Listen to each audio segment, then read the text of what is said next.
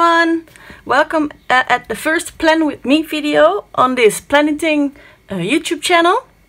I'm going to create a happy planner layout with the Botanical Dream Box. First of all, it's really a dream for me to start using your own products in your planner. It's like something I think would never happen, but I'm so happy and excited about this, and I really hope that you like using the products too. So first I'm going to remove this sticky note. When I have future plans, I'm always writing them down on sticky notes, so that's why I really want to add a sticky note in the first box, because I'm using them a lot. And of course this cute pen where I can write all my plans down. The clip I added here in the corner as decoration, and I already pre-punched some boxes with the big Happy Planner punch. I'm not going to use them like this, but like this. I'm not sure which side yet, and what I also really like of this June spread is that there are already botanical leaves here. Okay, let's see what I'm going to start with first. I think I'm going to start with some stickers first. It's really a long time ago for me that I created YouTube videos, so I hope you like them, and it's also a little inspiration for you.